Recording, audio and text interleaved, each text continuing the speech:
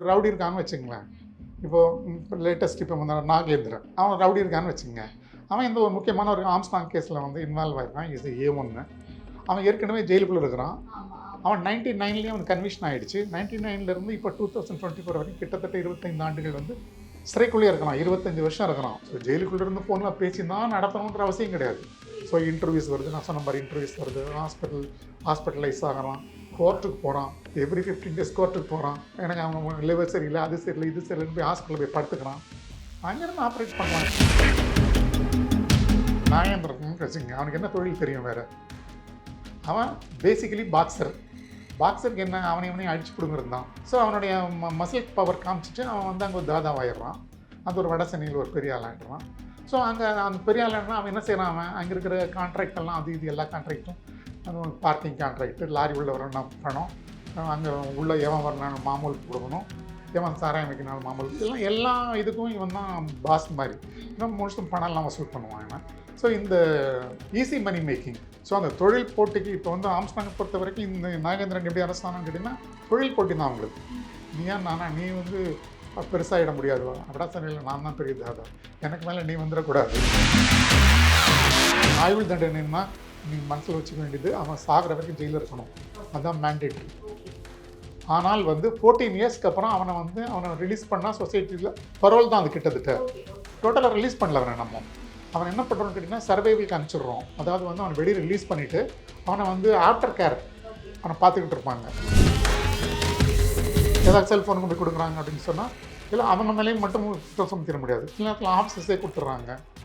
சில நேரத்தில் வந்து வெளியிருந்து வர இன்டர்வியூஸ் வந்து அவங்களுடைய சொந்தக்காரங்க தான் கொண்டு போய் இதாக கொடுப்பாங்க அப்படின்னு கேட்டிங்கன்னா அவங்கள வந்து பார்க்க வர லீகல் பீப்புள்ஸும் கொண்டு வந்து கொடுத்துட்றாங்க. லாயர்ஸ் கூட வந்து கொண்டு வந்து சில நேரத்தில் கொடுத்துட்றாங்க.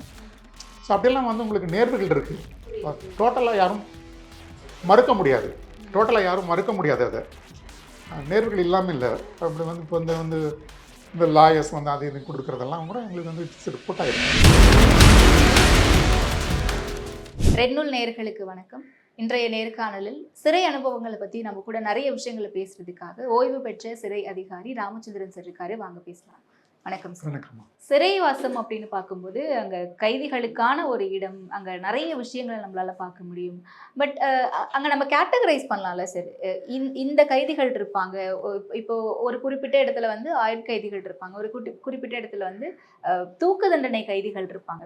ஸோ ஒவ்வொரு அனுபவங்களாக நம்ம பேசும்போது ஆயுள் தண்டனை அப்படின்ட்டு வாங்கிட்டு வர கைதிகளுடைய அனுபவம் அங்கே சிறைக்குள்ளே எப்படி இருக்கும்? கேட்டகரிஸ் ஆஃப் பிரிசனர்ஸ் நீங்கள் கேட்டிங்கன்னா நிறைய கேட்டகரிஸ் இருக்குது. முதல் ரிமாண்ட் பிரிசனர்ஸ் இருக்காங்க, அதுக்கப்புறம் அண்டர் ட்ரையல் பிரிசனர்ஸ் இருக்காங்க, அதுக்கப்புறம் அவங்க கன்விஷன் ஆவாங்க. கன்விஷனில் ரிகரஸ் அண்ட் சிம்பிள் இம்ப்ரெஸ்மெண்ட் வாங்கிட்டு வருவாங்க. கன்விஷனில் வந்து லாங் டேர்மர்ஸ் இருக்காங்க, ஷார்ட் டேர்மர்ஸ் இருக்காங்க, அதுக்கப்புறம் லைஃபர்ஸ் இருக்காங்க. ஷார்ட் டேர்மர்ஸ், லாங் டேர்மர்ஸ், தென் லைஃபர்ஸ். லைஃபர்ஸ்ன்றது வந்து ஜென்ரலாக வந்து ஆயுள் தண்டனை கைதிகள்ன்றது வந்து எல்லா ஜெயிலையும் எல்லா இடத்துலையும் எல்லா ஜெயிலையும் இருக்காங்க. ஒரு ஜெயிலில் மட்டும் கிடையாது. தமிழ்நாட்டில் இருக்கிற 12 பிரிசன்லேயும் ஆயுள் தண்டனை கைதிகள் இருக்காங்க. கிட்டத்தட்ட வந்து பார்த்திங்கன்னா ஒரு 5000 பேருக்கு மேலே இருக்காங்க பிரிசனர்ஸ், கான்விக்ட் பிரிசனர்ஸ். அதில் கிட்டத்தட்ட 3500 பேர் 4000 பேர் வந்து உங்களுக்கு ஆயுள் தண்டனை பெற்றவங்களாக தான் இருப்பாங்க. ரிமாண்ட் பிரிசனர்ஸ் வச்சிங்கன்னா ரிமாண்ட் வந்து நிறைய இருப்பாங்க. 14,000 பேர் இருக்காங்க ரிமாண்ட் பிரிசனர்ஸ். அண்டர் ட்ரையல்ஸ் வந்து ஒரு 2000-3000 பேர் இருப்பாங்க. எல்லாம் கிட்டத்தட்ட பார்த்தீங்கன்னா ஒரு 20,000 பிரிசனர்ஸ் இருக்காங்கன்னு வச்சுங்க த்ரூஅவுட் தமிழ்நாடு. அதில் வந்து கான்விக்ட் அப்படின்றது வந்து நீங்கள் கேட்குற அந்த லைஃபர் கேட்டகரிஸில் வந்து ஒரு 3000 to 5000க்குள்ளே இருக்கிறவங்க இருப்பாங்க. 3000 மேலே இருப்பாங்க. ஸோ அவங்க தான் ஜாஸ்தியாக இருப்பாங்க சென்ட்ரல் ஜெயில்ஸில். இப்போ புழல் எடுத்துக்கிட்டிங்கன்னா புழலில் 3 பிரிசன். ஒன்று வந்து exclusive for remand and under trials, ஒன்று வந்து கான்விக்ட் பிரிசனர்ஸ். அந்த ஜெயிலில் தான் லைஃபர்ஸ் இருப்பாங்க புழலை பொறுத்த வரைக்கும். இன்னொன்று வந்து ஃபீமேல் பிரிசன்லேயும் வந்து லைஃபர்ஸ் இருப்பாங்க, ஃபீமேல் பிரிசனர்ஸ். ஸோ அது மட்டும் இல்லாமல் உங்களுக்கு வந்து கோயம்புத்தூர், சேலம், கடலூர், பாளையங்கோட்டை, மதுரை, திருச்சி, புதுக்கோட்டை எல்லா இடங்கள்லேயும் வந்து லைஃப் கான்விக்ட்ஸ் இருக்காங்க. லைஃபர்ஸ் அப்படின்னு கேட்டிங்கன்னா அதில் வந்து மோஸ்ட் ஆஃப் தம் வந்து டெத் பெனால்ட்டி கொடுத்துட்டு, டெத் பெனால்ட்டி வந்து உங்களுக்கு வந்து அப்பீலில் வந்து கீழே இறங்கினா லைஃப் ஆகிடுவாங்க. லைஃப் சென்டென்ஸ்ன்றது வந்து அதுக்கு வந்து ஒரு வரைமுறை கிடையாது. Okay okay. இப்போ வந்து எவ்வளவு காலம் வந்து நீங்கள் ஜெயிலுக்குள்ள இருக்கணுன்றதுக்கு வந்து சும்மா நாங்கள் ஒரு 20 வருஷம் வச்சிருக்கிறோம். அதை 20 வருஷம் வச்சதுக்கப்புறம் அவனை பரோலில் விடலாம். We can release him, not release him on parole. அதுதான் உங்களுக்கு சட்டம். பரோல்னா போயிட்டு குறிப்பிட்ட சில காலகட்டத்தில் திரும்பவும் இல்லை, அவன் பரோலில் வந்து அவன் நல்ல நடத்தையாக இருந்தான்னு கேட்டிங்கன்னா அவனை அப்படியே விட்டுறவும் முடியும், பரோல்லே இருக்கலாம். அதுக்கப்புறம் ஒரு ஸ்டேஜ் பரோல் ஒரு 2-3 வருஷம் வாட்ச் பண்ணதுக்கப்புறம் அவன் வந்து மிங்கிள் ஆகிட்டான் சொசைட்டி கூட, அதனால் அவனை விட்டுறலாம், பார்க்க வேண்டியதில்லை அப்படின்னு சொன்னால் அந்த பரோலில் இருந்தும் அவனை ரிலீஸ்லாம். அப்போ தான் அவனுக்கு மெயினாக ஃபுல்லாக ரிலீஸ்ன்னு வரும். பட் அது வரைக்கும் லைஃப் சென்டென்ஸ் அப்படின்னு சொல்லி கேட்டிங்கன்னா சாகிற வரைக்கும் ஜெயிலில் இருக்கணும். அதில் வந்து எந்த மாற்றமும் கிடையாது. ஆனால் வந்து இப்போ என்ன பண்ணுறாங்கன்னு கேட்டிங்கன்னா, இந்த ஒரு நல்ல நடத்தை இருக்கிறவங்க இல்லது வந்து இதை வந்து 20 வருஷம் 30 வருஷம் கொண்டு போக வேணாம்னு நினைக்கிறவங்க என்ன செய்கிறாங்கன்னு கேட்டிங்கன்னா, அவனுக்கு வந்து ரிலீஸ் பண்ணலாம் முன்னாலே. ப்ரிமேச்சர் ரிலீஸ்ன்னு பேர் அதுக்கு. ப்ரிமேச்சர் ரிலீஸ் 20 வருஷம் நன்னடத்தையின் அடிப்படையில் ரிலீஸ் பண்ணலாம் அப்படின்னு சொன்னால், முதல்ல என்ன பண்ணாங்க, ஒரு 7 இயர்ஸ் ஆன உடனேயே வந்து அவனுடைய ரெமிஷன்ஸ் எல்லாம் சேர்த்து ஒரு 10 வருஷம் ஆயிடுச்சுன்னு கேட்டிங்கன்னா அவனை வந்து நான் அந்த போர்டில் வச்சு அவனை ரிலீஸ் பண்ணிடலான்ட்டு இருந்தாங்க. அதுக்கப்புறம் சுப்ரீம் கோர்ட் ரூலிங் என்ன சொல்லிட்டாங்க கேட்டிங்கன்னா, அப்படியெல்லாம் விட்டுற முடியாது, லைஃப் சென்டென்ஸ் நாங்கள் கொடுக்குறோம், நீங்கள் பாட்டுக்கு 10 வருஷத்துல 7 வருஷத்துல 8 வருஷத்துல உங்களுக்கு வந்து கவர்மெண்ட் அவங்களுக்கு சௌகரியத்தை அந்த மாதிரி ரிலீஸ் பண்ணலாம் முடியாது. ஸோ 14 இயர்ஸ் சாலிடாக உள்ள இருக்கணும். அதுக்கப்புறம் தான் வந்து அவன் வந்து அப்பியர் ஆகணும் அட்வைசரி போர்டில். ஓகே. இல்லை, ஆனால் எனக்கு இங்கே தான் ஒரு டவுட்டு. ஆயுள் தண்டனை அப்படின்னா பெரும்பாலும் என்ன புரியும்னா, ஆயுட்காலம் முடியும் வரையும் நம்ம வந்து தண்டனை அனுபவிக்கணும், சிறையில் தான் இருக்கணும் அப்படின்ற புரிதல் ஒன்று இருக்குது. ஆயுள் தண்டனை அப்படிங்கிறது 14 ஆண்டு காலம் அப்படின்னு சொல்கிறாங்க, 2 ஆயுள் தண்டனைன்னு சொல்கிறாங்க. இது எல்லாத்துக்குமே என்ன வித்தியாசம் சொல்கிறாங்க? அந்த இடத்துல எப்பவுமே ஒரு கன்ஃபியூஷன் இருந்துகிட்டே இருக்குல்ல. அது வந்து எப்படின்னா, ஆயுள் தண்டனைன்னா நீங்கள் மனசில் வச்சுக்க வேண்டியது அவன் சாகிற வரைக்கும் ஜெயிலில் இருக்கணும், அதுதான் மேண்டேட்ரி. ஆனால் வந்து 14 இயர்ஸ்க்கு அப்புறம் அவனை ரிலீஸ் பண்ணால் சொசைட்டியில் பரோல் தான் அது கிட்டத்தட்ட. டோட்டலாக ரிலீஸ் பண்ணல அவனை. அவன் என்ன பண்ணுறோன்னு கேட்டிங்கன்னா சர்வைவலுக்கு அனுப்பிச்சிடுறோம். அதாவது வந்து அவனை வெளியே ரிலீஸ் பண்ணிவிட்டு அவனை வந்து ஆஃப்டர் கேர் அவனை பார்த்துக்கிட்டு இருப்பாங்க. அதுக்குன்னு ப்ரொபேஷன் ஆஃபீஸர்ஸ் இருக்காங்க, அதுக்குன்னு தனியாக ஒரு விங்கே ஒர்க் பண்ணும். ப்ரிசன்ட் டிபார்ட்மெண்ட்டோட சேர்ந்தது தான் அது. ஆஃப்டர் ரிலீஸ் வந்து இவங்க வந்து ஆஃப்டர் கேர் அப்படின்றத வந்து இவங்க பார்த்துக்கிட்டு இருப்பாங்க. அவன் எப்படி இருக்கிறான், சொசைட்டியில் வந்து மிங்கிள் ஆகிருக்கான்னா, இல்லது வந்து மறுபடியும் வந்து அவனை பற்றி அதிகமான ஏதாவது ரிப்போர்ட்ஸ் இருக்கா, போலீஸ் ரிப்போர்ட்ஸ் இருக்கா, இல்லை மறுபடியும் பழைய தொழிலுக்கே போயிடுறான்னா, திருப்பியும் ஏதாவது வந்து அவனுக்கு ஆபத்துகள் இருக்கா, அவன் ஒழுங்காக வேலைகளை பார்த்துட்டு நல்ல சிட்டிசனாக இருக்கிறதுக்கு ட்ரை பண்ண அப்படின்றதெல்லாம் வாட்ச் பண்ணிட்டு ரிப்போர்ட் கொடுப்பாங்க. எவ்ரி 3 months அவனை வாட்ச் பண்ணிட்டே இருப்பாங்க. அவங்க ஒரு ரிப்போர்ட் ப்ரொபேஷன் ஆஃபீஸ் கொடுத்துக்கிட்டே இருப்பாங்க. சப்போஸ் ஏதாவது ஒரு ரீசனில் அவன் மறுபடியும் திருப்பியும் ஏதாவது ஒரு கிரிமினல் ஆக்டிவிட்டீஸில் இன்வால்வ் ஆகிட்டான்னா இமீடியட்டாக அவனை அந்த பரோலை கேன்சல் பண்ணிவிட்டு அவனை ஜெயிலுக்குள்ளே கொண்டு வந்துடலாம். அது புதுசாக ஒரு வாரண்ட் இருக்கிறதெல்லாம் ஒன்றும் தேவையில்லை. Automatically will come in sight. அவனுடைய வாரண்ட் வந்து டெத் ஆகிறது கிடையாது. ஆக்சுவலாக வாரண்ட் அப்படியே தான் இருக்கும், எங்கிட்டே தான் இருக்கும் அந்த வாரண்ட் இருக்கும். பட் ஜென்ரலாக வந்து ஒரு 10 வருஷம் கன்விஷன் கொடுக்குறாங்கன்னு வச்சுங்க, அந்த 10 வருஷம் முடிஞ்ச உடனே நாங்கள் வந்து அவனை வந்து ரிலீஸ் பண்ணிவிடுவோம். ரிலீஸ் பண்ணுறதுக்கப்புறம் ரிலீஸ் ஆகிட்டான், நீங்கள் சொன்ன கொடுத்த 10 வருஷம் சென்டென்ஸை நாங்கள் எக்ஸிக்யூட் பண்ணிட்டோம், அவன் ரிலீஸ் ஆகிட்டான்னு அந்த வாரண்ட்டை நாங்கள் வந்து அனுப்பிச்சிடுவோம், கோர்ட்டுக்கு அனுப்பிச்சிடுவோம். எந்த கோர்ட் கொடுத்தாலும் நாங்கள் அனுப்பிச்சிடுவோம். பட் இவங்க கேஸில் the warrant will be with us. நாங்களே தான் வச்சுக்கிட்டு போன வாரண்ட்டை லைஃப் டைம். அதுதான் லைஃப் டைம். ஓகே, புரியுது. ஸோ அந்த வாரண்ட்டுக்கு வந்து அவனுடைய சாகிற வரைக்கும் அவனுக்கு இருந்தது. ஓகே. அப்படி ரிலீஸ் ஆகிட்டான்னு கேட்டிங்கன்னா கவர்மெண்ட் அவனை ரிலீஸ் பண்ணி ஒன் ஃபார் ஆல் ரிலீஸ் பண்ணிட்டாங்கன்னா இந்த ஆஃப்டர் கேருக்கு அப்புறம் கவர்மெண்ட் வந்து டிசைட் பண்ணுவாங்க, சரி இனிமேல் தேவையில்லை, ஆஃப்டர் கேர் தேவையில்லை, ஹி இஸ் ஆல் ரைட் அப்படின்னு சொன்னாங்கன்னா then that warrant will be sent to government. வந்து ஆக்ஷன் எடுத்துருக்கு, கவர்மெண்ட் ஆர்டர் வச்சுக்கிட்டு நாங்கள் அந்த கோர்ட்டுக்கு அனுப்பிச்சிடுவோம். ஓகே. ஸோ அதுதான் நன்னடத்தையின் அடிப்படையில் இருக்கிறது. இந்த 14 இயர்ஸ் ஆனதுக்கப்புறம் என்ன செய்வாங்கன்னு கேட்டிங்கன்னா 14 வருஷம் முடிஞ்சதுக்கப்புறம் அவனுக்கு வந்து மெயினாக வந்து ப்ரிசனில் வந்து எந்த விதமான அஃபென்ஸும் பண்ணியிருக்கக்கூடாது. அப்புறம் அதுக்கு அந்த அந்த கன்சிடர் பண்ணுறதுக்கு அந்த அட்வைசரி போர்டில் கன்சிடர் பண்ணுறதுக்கு என்னெல்லாம் தேவைன்னு கேட்டிங்கன்னா ஃபஸ்ட்டு ப்ரிசன் அஃபென்ஸ் பண்ணியிருக்கக்கூடாது எதுவுமே. ரெண்டாவது வந்து இவனை வந்து வெளியே விட்டால் சொசைட்டிக்கு வந்து ஆபத்து அப்படின்ற மாதிரி இருக்கக்கூடாது. இப்போ ரவுடி இருக்கான்னு வச்சுக்கோங்க, இவன் நம்ம 10 வருஷம் இல்லை 14 வருஷம் கழிச்சு ரிலீஸ் ஆகிடுச்சு, வெளியே விட்டானா மறுபடியும் திருப்பியும் அவன் ரவுடித்தனம் தான் பண்ணுவான் அப்படின்ற மாதிரி வந்ததுன்னு கேட்டிங்கன்னா அவனை விட மாட்டாங்க, அந்த மாதிரி ஆளுங்களும் எடுக்க மாட்டாங்க. அப்போ அப்படின்னா என்ன செய்வாங்க, இவன் வெளியே வந்தால் என்ன மாதிரி இருப்பான் அப்படின்றதுக்கு ஒரு ரிப்போர்ட் கேட்பாங்க. அது யார்கிட்ட கேட்பாங்கன்னு கேட்டிங்கன்னா போலீஸ்கிட்ட கேட்பாங்க. எங்கள் ப்ரொபேஷன் ஆஃபீஸர்ஸ் ஒரு ரிப்போர்ட் கொடுப்பாங்க. ஸோ எங்கள் சைட்லேருந்து ப்ரொபேஷன் ஆஃபீஸர் போய் அவரை பற்றியெல்லாம் விசாரிச்சுட்டு வந்து ஒரு ரிப்போர்ட் கொடுப்பார். அவர் ஜென்ரலாக நாங்கள் ரிஃபர்மேஷனல் சைடில் இருக்கவங்க இல்லைங்களா, நாங்கள் நல்லா தான் கொடுப்போம். இந்த ப்ரொபேஷன் ஆஃபீஸர் கொடுக்கும்போது ஒன்றும் பெரிய ரொம்ப நோட்டோரியஸாக இருந்து இல்லை ரொம்ப பெருசாக இதாக இருந்ததுன்னா மட்டும்தான் அவர் வந்து வெளியே விட்டிங்கன்னா ஆபத்துன்னெலாம் கொடுப்பாரு. தவிர மற்றபடி எதுவும் இல்லைன்னு கேட்டிங்கன்னா நார்மலாக கொடுத்துருவாங்க. இங்கே ப்ரொபேஷன் ஆஃபீஸரை பொறுத்த வரைக்கும். பட் அந்த போலீஸ் கொடுக்கும்போது அப்படி கொடுக்க மாட்டாங்க. போலீஸ் என்டையர் திங் விசாரிப்பாங்க. ஏன்னா போலீஸ் தான் கேஸ் போடுறவங்க. அவனை பிடிச்சி உள்ளே போட்டவங்க அவங்க தான். ஸோ அவனுக்கு ஒரிஜினலான விரோதிங்க யார் இருக்காங்க, அவங்க தானே பப்ளிக்ஸை வந்து வாட்ச் பண்ணுறவங்க, அவங்க தானே இவனோட இருப்பிடத்தை வாட்ச் பண்ணுறவங்க. ஸோ அவங்களுக்கு வந்து நிறைய டீட்டெயில்ஸ் இவனை பற்றி தெரியும். இவன் வந்தால் இவனால் எதிரிகளுக்கு ஆபத்து, இவனால் சொசைட்டிக்கு ஆபத்து, இல்லை ஏற்கனவே மர்டர் பண்ணான் பார்த்தீங்களா, அவனுடைய பசங்க மேலே வந்து பழி வாங்கணும்னு சொல்லி இவனை கொண்டு போட்டுருவாங்க, இவனை மர்டர் பண்ணிடுவாங்க. இந்த மாதிரிலாம் இருந்துச்சுன்னு கேட்டிங்கன்னா இவனை நீங்கள் வெளியே விடாதீங்க அப்படின்னு அவங்க ரிப்போர்ட் கொடுத்துருவாங்க. நாட் ரெக்கமெண்டட், அவ்வளோதான். ஓகே. ஸோ அது அவங்களுடைய தனிப்பட்ட நன்னடத்தையை சார்ந்து மட்டும் இல்லாமல் அவங்களுடைய குடும்பத்தினர், அவங்களுடைய சுற்று வட்டாரம் எல்லாமே இவனை பார்த்துக்கிறதுக்கு ஆள் இருக்காங்களா இப்படியெல்லாம் பார்ப்பாங்க. அவங்க எல்லாத்தையும் பார்த்துட்டு அவங்க ஒரு ரிப்போர்ட் போட்டு நாட் ரெக்கமெண்டட்னு போட்டு அனுப்பிச்சிருவாங்க. ஆனால் ஒரு ஜென்ரலாக பார்த்தீங்கன்னு கேட்டிங்கன்னா நார்மலாக ஒரு சடன் ப்ரொவகேஷன் ஒரு மர்டர் பண்ணிட்டு ஆர்டினரியாக போகிற ஒரு பிரச்சனை இருந்தான்னா அவனை வந்து ஒரு 14 இயர்ஸ் முடிஞ்சதுக்கப்புறம் அந்த அட்வைசரி போர்டில் வைக்கிறப்போ ரிப்போர்ட் கேட்போம். ஒரு 6 மாதம் ஆகும் அந்த ப்ராசஸ்க்கு.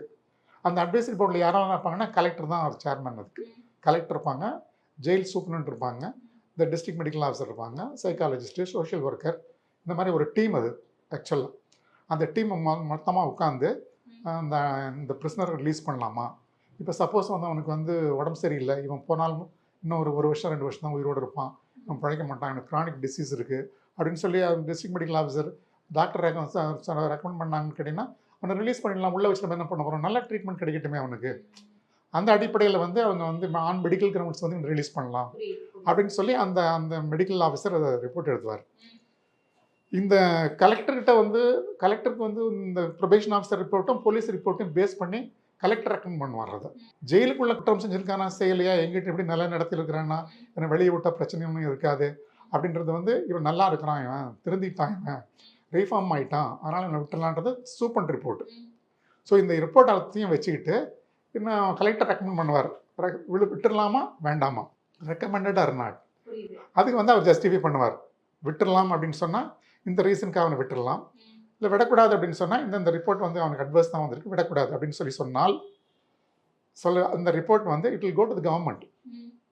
ஸோ இது வந்து டிசைட் பண்ணுறது கலெக்டரோ நாங்களோ கூட கிடையாது. இது ரெக்கமெண்ட் பண்ணி கவர்மெண்ட் போகும். கவர்மெண்ட்டில் ப்ரெசன்ட் டிபார்ட்மெண்ட்டில் எங்களுடைய தனி விங்ஸ் இருக்குது எங்களுக்கு மினிஸ்ட்ரியில். ஸோ மினிஸ்டர் அதெல்லாம் மினிஸ்டர் வரைக்கும் அந்த ஃபைல் போகும் உங்களுக்கு. மினிஸ்டர் வரைக்கும் பார்த்துட்டதுக்கப்புறம் சம்டைம்ஸ் அவங்க இஷ்டப்பட்டாங்கன்னா, இல்லை அவங்க சாட்டிஸ்ஃபை ஆனாங்கன்னா இந்த ரிப்போர்ட்டை, ஏன்னா அங்கே ஒரு விங் இல்லை, அங்கே ஒரு டிபார்ட்மெண்ட் இருக்கு இல்லையா, மினிஸ்ட்ரிக்கில் இருக்கிற டிபார்ட்மெண்ட் இருக்குல்ல, மினிஸ்ட்ரி, அவங்க வந்து அதை வந்து ஸ்க்ரூட்டனைஸ் பண்ணிவிட்டு அதில் வேறு ஏதாவது ஃப்ளாஸ் இருந்தான்னு கேட்டிங்கன்னா மறுபடியும் திருப்பி அனுப்பிச்சிருவாங்க. இல்லைன்னு கேட்டிங்கன்னா ரெக்கமெண்ட் பண்ணாங்கன்னா then they will be released. Okay okay. So normal case release ஆகிடுவாங்க. ஒரு 15 வருஷம், ஒரு 1 இயர், இந்த ப்ராசஸ்க்கு ஒரு 1 இயர் எடுக்கும் எப்படியா இருந்தாலும். ஏன்னா ஃபைல் 6 மாதம் கழிச்சு தான் அங்கேயே போகும். அப்புறம் ஒரு 6 மாதம் அவங்க மினிஸ்டர் ஆஃபீஸில் இருக்கும். 15 வருஷம் ஒரு ரிலீஸ் ஆகிடுவாங்க. அப்படி ரிலீஸ் ஆகணும்னாலும், அப்படி ரிலீஸ் பண்ணாலும் ஆஃப்டர் கேர் போட்டிருப்பாங்க. 2 வருஷம் 3 வருஷம் ஆஃப்டர் கேர் போட்டிருப்பாங்க.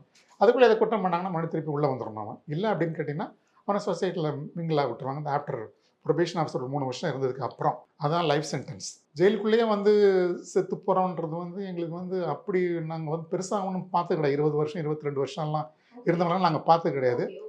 பட் இப்போ ரீசெண்டாலாம் வந்து பார்த்திங்கன்னா, இப்போ ஒரு ரவுடி இருக்கான்னு வச்சுங்களேன். இப்போது லேட்டஸ்ட் இப்போ வந்து நாகேந்திரன், அவன் ரவுடி இருக்கான்னு வச்சுங்க. அவன் இந்த ஒரு முக்கியமான ஒரு ஆம்ஸ்டாங் கேஸில் வந்து இன்வால்வ் ஆகிருக்கான். Is A1. அவன் ஏற்கனவே ஜெயிலுக்குள்ளே இருக்கிறான். அவன் 99 அவன் கன்விஷன் ஆகிடுச்சு. 99 இப்போ 2024 வரைக்கும் கிட்டத்தட்ட 25 ஆண்டுகள் வந்து சிறைக்குள்ளேயே இருக்கிறான். 25 வருஷம் இருக்கிறான். இப்போ இந்த 20 வருஷம் பார் ஆகிடுச்சு அவனுக்கு. இந்த 14 வருஷத்துக்கு மேலேயே அவனை ப்ராசஸ் பண்ண ஆரம்பிச்சிருப்பாங்க. பட் கேஸ் பெண்டிங் இருந்ததுன்னா ப்ராசஸ் பண்ணக்கூடாதுன்னு இருக்குது. ஸோ அதுக்குள்ள அவனுக்கு வேற ஒரு மர்டர் கேஸோ சம்திங் ஏதோ இருக்கும்போது தெரியுது. அதனால் அவனுக்கு வந்து ப்ராசஸே பண்ணல. ஸோ அதனுடைய கன்விஷனும் வந்ததுக்கப்புறம் ப்ராசஸ் பண்ணுவாங்க. எப்படியா இருந்தாலும் அது போலீஸுக்கு போகணும். அது போலீஸ் வந்து இவனை விட்டுடலான்னு சொன்னால் மட்டும்தான் விட முடியும். இல்லைன்னு கேட்டால் விட முடியாது. இப்போ மறுபடியும் திருப்பி இந்த கேஸில் மறுபடியும் திருப்பி A1 வச்சுருக்காங்க. எப்படி ரிலீஸ் பண்ண முடியும்? ஸோ டில் இஸ் டெத் வந்து he will be in the prison only. Okay okay. So இப்போ நீங்கள் இந்த நாகேந்திரனுடைய கேஸ் சொன்னதுனால எனக்கு டக்குன்னு இது தோணுது. இப்போ ஆம்ஸ்டாங்கோடைய கொலை வழக்கில் வந்து நாகேந்திரன் ஜெயிலுக்குள்ளேருந்தே வந்து ஸ்கெட்ச் போட்டு கொடுத்தாரு, பிளான் பண்ணுறாரு சொல்கிறாங்களா? ஸோ அந்த மாதிரி ஆயுள் கைதிகளாக உள்ளே போகிறவங்களோ இல்லை வேறு காரணங்களுக்காக சிறைக்கு போகிறவங்க உள்ளே இருந்து அந்த மாதிரி பிளான் பண்ண முடியுமா சார்? வெளியே எக்ஸிக்யூட் பண்ணுறதுக்கெல்லாம் வாய்ப்பு இருக்குமா எப்படின்னு கேட்டிங்கன்னா, ஒரு 2000 பேர் இருக்கிற ஒரு பிரிசனில் அது வந்து ஒரு வில்லேஜ் மாதிரி தான் அது கிட்டத்தட்ட உள்ள உங்களுக்கு. So for each and every prisoners நம்ம வாட்ச் பண்ண முடியாது. கிட்டத்தட்ட ஒரு 30 40 வார்டர்ஸ் இருப்பாங்க ஒரு நேரத்தில். அவங்க 2000 பிரிசனர்ஸையும் வந்து வாட்ச் பண்ணிக்கிட்டே இருக்க முடியாது. நம்பர் 1. ஆனால் அது எல்லாமே வந்து ஒரு டார்மெண்ட் டைப் ஆஃப் பிளாக்ஸ் இருக்குது. அதில் போய் இருப்பாங்க. செல்லுக்குள்ளே போட்டு பூட்டி பூட்டி வைக்கிறது கிடையாது.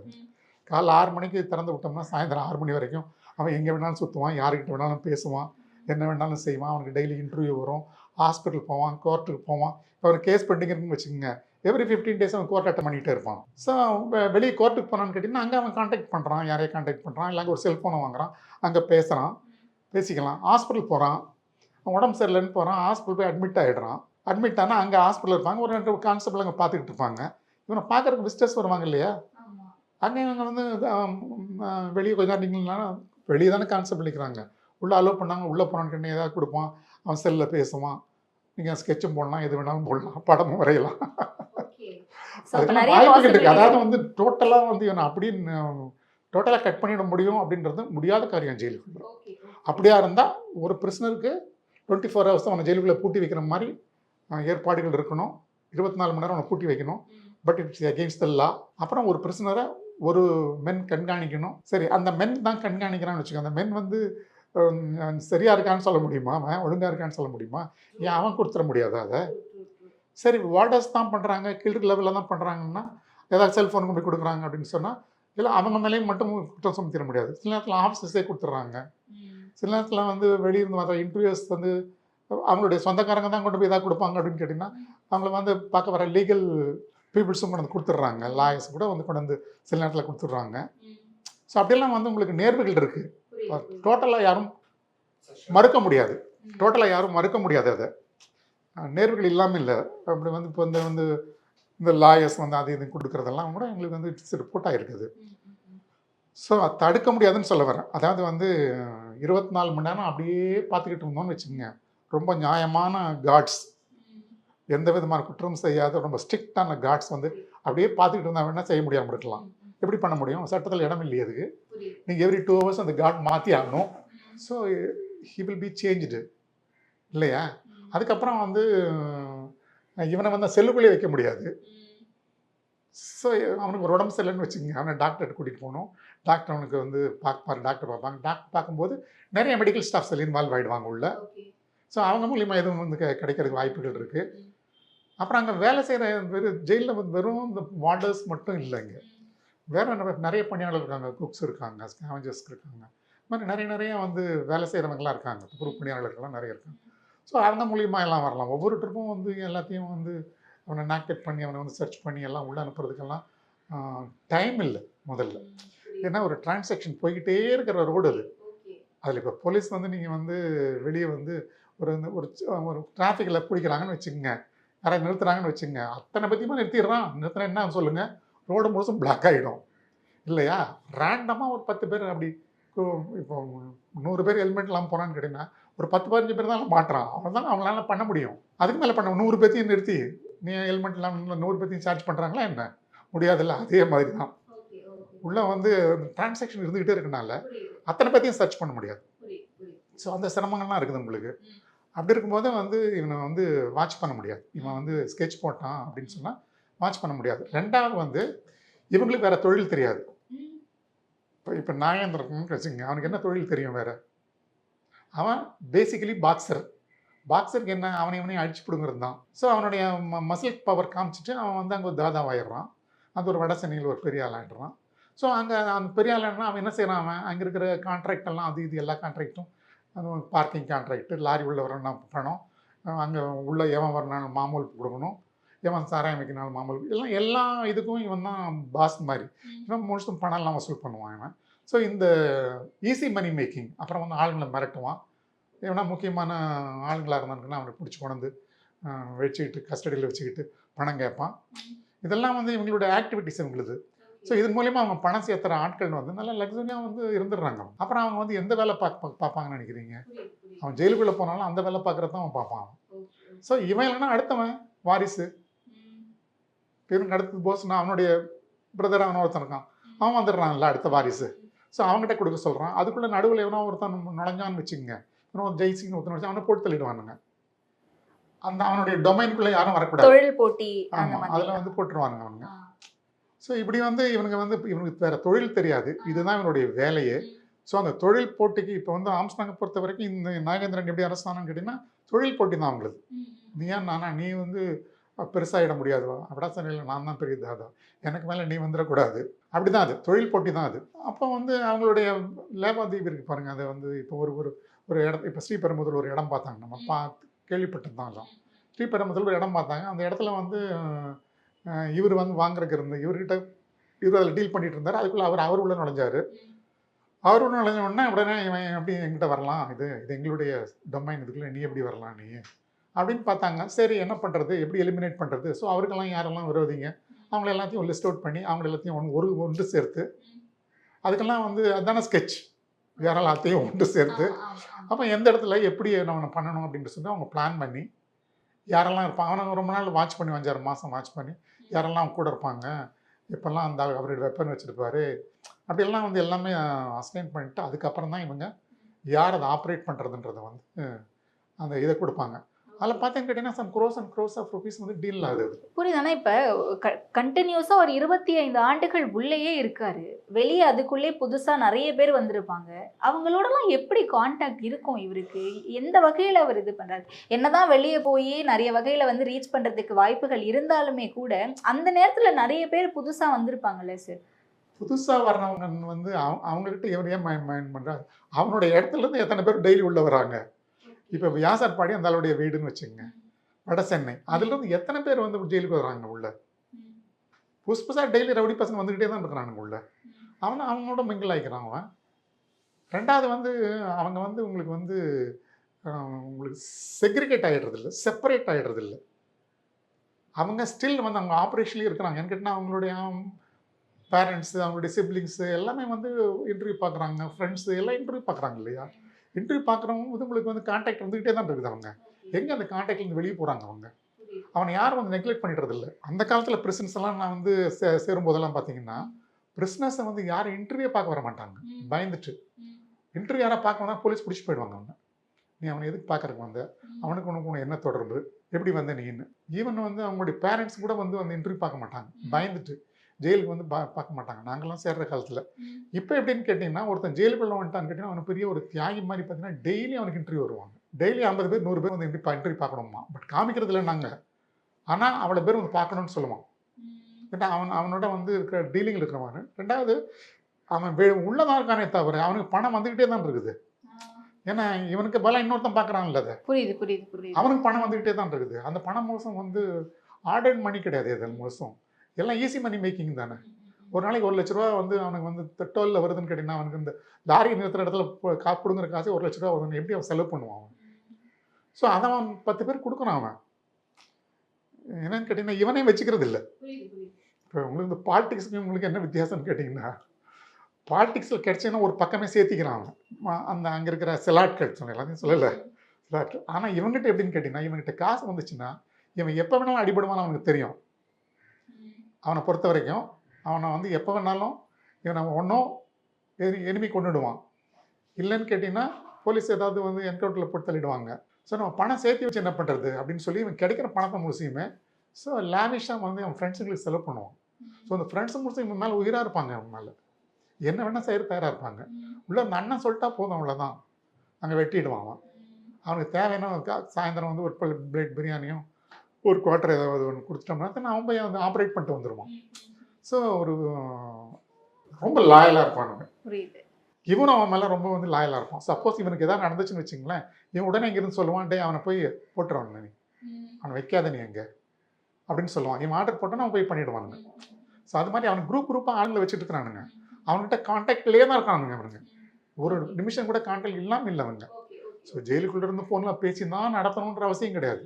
ஸோ இன்டர்வியூஸ் வருது, நான் சொன்ன மாதிரி இன்டர்வியூஸ் வருது, ஹாஸ்பிட்டலைஸ் ஆகிறான், கோர்ட்டுக்கு போகிறான், எவ்ரி 15 days கோர்ட்டுக்கு போகிறான். எனக்கு அவங்க லிவர் சரியில்லை, அது சரியில்லை, இது சரியில்லைன்னு போய் ஹாஸ்பிட்டலில் போய் படுத்துக்கிறான். அங்கேருந்து ஆப்ரேட் பண்ணுறான் எல்லாத்தையும். புரியுது. அண்ட் இன்னொன்று, இப்போ பெரும்பாலும் ஆயுள் கைதிகளாக உள்ள வரவங்க என்ன தப்பு பண்ணிட்டு உள்ள வராங்க? எல்லாருமே ரவுடிகளாக தான் வராங்களா? மார்டரஸ் எல்லாமே. Okay, all lifers are murderers. எல்லாரும் மர்டர் பண்ணி, ஆமாம், எக்ஸெப்ஷனல் கேஸே கிடையாது. அல்ல லைஃப் சில செக்ஷன்ஸ் வந்து உங்களுக்கு வந்து இப்போ வந்து பார்டர் செக்யூரிட்டி போஸ்ட் அவங்கவுங்களுக்கு தனித்தனி ஆக்ட் இருக்குது. அதில் வந்து குற்றம் பண்ணுறவங்களுக்கு வந்து அவங்களே லைஃப் சென்டென்ஸ் கொடுத்துருவாங்க. அது மாதிரி வரவங்கள அல்லாமல் ஜென்ரலாக ஐபிசி அஃபென்ஸில் வரவங்க எல்லாமே வந்து மர்டர் பண்ணி வரவங்க தான். Murder, wrap, gain for murder அந்த மாதிரி வரவங்க தான் ஜாஸ்தியாக. ஸோ எல்லாமே மர்டர் பண்ணி வரவங்க தான். மர்டர் பண்ணாமல் உள்ள லைஃப்பில் இருக்கான்னு கேட்டிங்கன்னா அவன் கூட போயிருப்பான், அசோசியேட்ஸ், அவ்வளோதான். அவன் தான் இன்னசென்ட். நீங்கள் சொல்கிற அடுத்த கேள்விகள் வந்து இன்னசென்ட் வந்து மாட்டிக்க போகிறான்னா மாட்டிக்குவான். இப்போ இவன் 10 பேர் போகிறானுங்க, போய் ஒரு ஆளை தானே கொள்கிறான், 10 பேரை பிடிச்சி உள்ளே போட்டுறான்ல. ஸோ பண்ணுறது யார் பண்ணுறான்? ஒருத்தனோ 2 பேரை தான் வெட்டுவான். 8 பேர் 10 பேர் ஒன்றா போய் வெட்ட மாட்டான். ஆனா அந்த பிளானிங்ல கூட இருக்காங்கல்ல, அப்ப அவங்களும் வந்து அக்யூஸ்டா தான கன்சிடர் அக்யூஸ் பண்ணுவாங்க. தான் டெஃபரெண்டாக. ஏன்னா தெரிஞ்சே தானே செய்கிறான் அவன். ஸோ அவனுக்கு வந்து எனக்கு தெரியாதுன்னெலாம் சொல்ல முடியாது. அவன் வெட்டினானா நான் வெட்டல, எனக்கு ஒன்றும் தெரியாது, இவங்க கூப்பிட்டாங்க நான் போனேன், அவ்வளோதான், அப்படி தான் சொல்லுவான் அவன். பட் ஆனால் அவன் அதில் இன்வால்வ்டு.